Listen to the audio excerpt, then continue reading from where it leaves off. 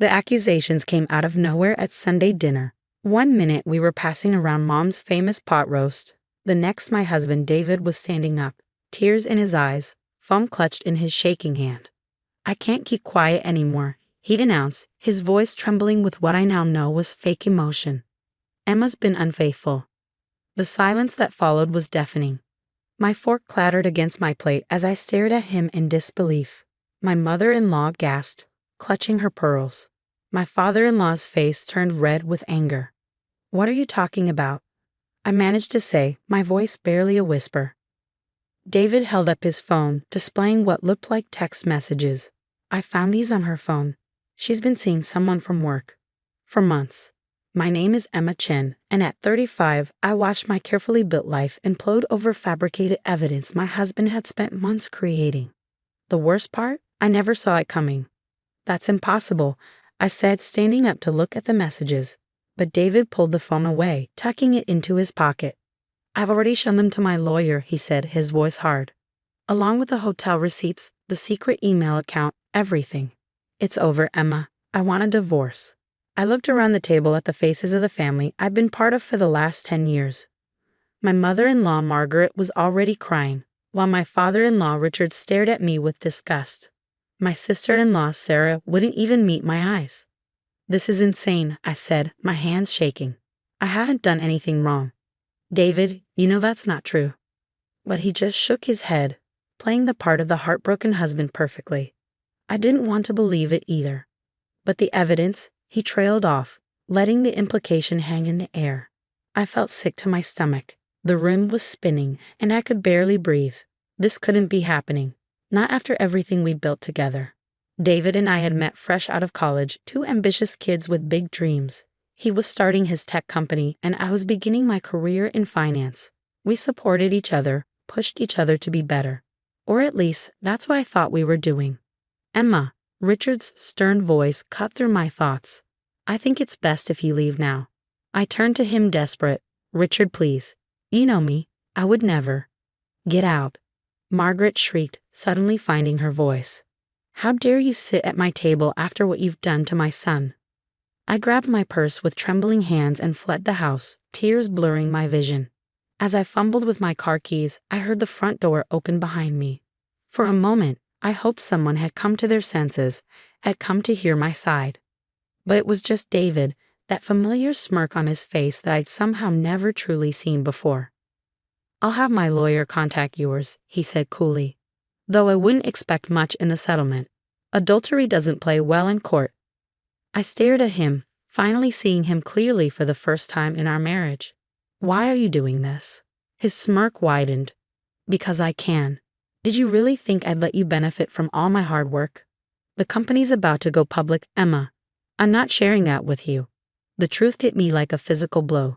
This wasn't about infidelity. It was about money.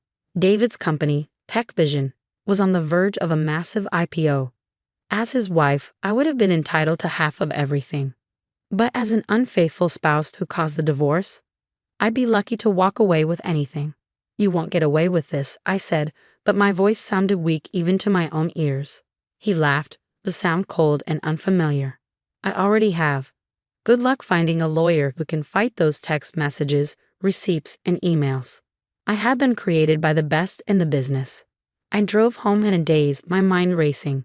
10 years of marriage, gone in an instant. But it wasn't just the marriage. It was my reputation, my relationship with his family, my financial security. David had planned this meticulously, waiting for the perfect moment to spring his trap. The next few weeks were a blur of lawyers, paperwork, and humiliation. David's evidence was everywhere. Leaked to our friends, shared with our colleagues, even sent to my boss. People I'd known for years stopped speaking to me. Others whispered behind my back. My lawyer tried her best, but David had covered his tracks well. The fake messages looked real, complete with timestamps and location data. The hotel receipts appeared legitimate, down to the security camera footage he'd somehow doctored to show someone who looked like me entering and leaving with an unidentified man. "I'm sorry," my lawyer said after another brutal day in court. "But unless we can prove these are forgeries, the judge is going to side with him. And he's asking for everything. The house, the cars, his company shares." He's even going after your personal savings. I sat in her office. How did he do this? How did he plan all of this without me noticing? She sighed, shuffling through the papers on her desk. Men like David, they're patient. They wait for the right moment, build their case slowly. By the time you realize what's happening, it's too late. But she was wrong about one thing. It wasn't too late. Not for me, because while David was busy destroying my life, he'd forgotten one crucial detail about who I was, what I was capable of. Before I met David, I'd worked in corporate finance, specializing in hostile takeovers. I knew how to read between the lines, how to find weaknesses in seemingly impenetrable companies, and most importantly, I knew how to play the long game. That night, I sat in my small apartment, all I could afford after David froze our accounts, and started planning. The IPO was still months away. TechVision was valuable, but it had vulnerabilities. David had been so focused on his elaborate scheme to discredit me that he'd let other things slip. I opened my laptop and began digging. Years of working alongside David meant I knew where to look, what questions to ask. It took hours, but finally, I found what I was looking for. A small note in the company's financial records about an early investor, someone who'd been there before TechVision was anything more than an idea in David's head. Marcus John. I remembered David mentioning him once, dismissively referring to him as just some old guy who got lucky. But Marcus owned 15% of TechVision, shares that would be worth millions after the IPO. Shares that, for some reason, David had been trying to quietly buy back. I wrote down the name, a plan already forming in my mind. David thought he'd taken everything from me, but he'd forgotten the most important thing: my mind, my skills, my determination. He'd made me look like a cheater, but he was the real fraud. And I was going to prove it. Finding Marcus John proved harder than I expected. The man was practically a ghost. No social media presence, no public records beyond the bare minimum. But after 2 weeks of searching, I finally had an address. A modest house in San Francisco's Sunset District. I stood on his doorstep at 9 a.m. on a Saturday, heart pounding. This was my one shot. If I was wrong about this, I'd lose more than just my dignity. I'd lose any chance of exposing David's lies. The door opened, revealing an elderly Asian man in wire-rimmed glasses. He looked exactly like someone who'd made an early tech investment and then vanished from the spotlight. "Mr. John," I said, trying to keep my voice steady. "My name is Emma Chen. I need to talk to you about TechVision." His eyes narrowed slightly. "David Chen's wife." "Ex-wife," I corrected, the words still bitter in my mouth. "And I think you know why I'm here." He studied me for a long moment, then stepped aside. "Come in. We have much to discuss." His living room was sparse but elegant, with traditional Chinese furniture and a stunning view of the ocean. He gestured for me to sit, then disappeared into the kitchen, returning with a pot of tea. "So," he said, pouring us each a cup, "you've discovered David's little secret." I leaned forward. "I know he's been trying to buy back your shares before the IPO. What I don't know is why." Marcus took a slow sip of his tea. "Because those shares aren't just shares. They're proof of what TechVision really is and who really created it." Over the next hour, Marcus told me everything. He hadn't just been an early investor, he'd been David's mentor, the original creator of the technology that would become TechVision's core product. David had been his student, helping to refine the code while learning the business. But then, Marcus said, his voice heavy with old pain, he decided he didn't want to share the credit or the profits. "He stole it from you," I whispered, the pieces falling into place. Marcus nodded. He locked me out of the system, registered patents in his name, and presented me with papers that made me just another investor. I was old, tired of fighting. I signed them. "But you kept the shares." A small smile crossed his face. "Insurance. As long as I held those shares, David couldn't completely erase me from the company's history. But now, with the IPO coming, he needs to tie up loose ends," I finished, "just like he did with me." I pulled out my laptop, showing Marcus what I'd found. Discrepancies in TechVision's patent applications, early development logs that didn't quite match the official timeline. Small things individually, together they told a story. "Help me," I said quietly. "Help me prove what he did to both of us." Marcus was silent for a long time, staring into his teacup. Finally, he looked up, determination in his eyes. "I kept everything," he said. Every email, every line of original code, every conversation. I knew someday someone would need to know the truth. We spent the next month building our case. Marcus had been meticulous in his documentation, saving things David probably thought were long destroyed.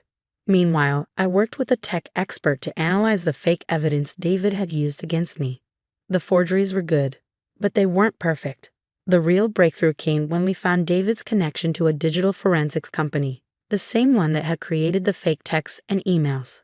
A disgruntled employee there was more than happy to testify about their special projects for certain wealthy clients.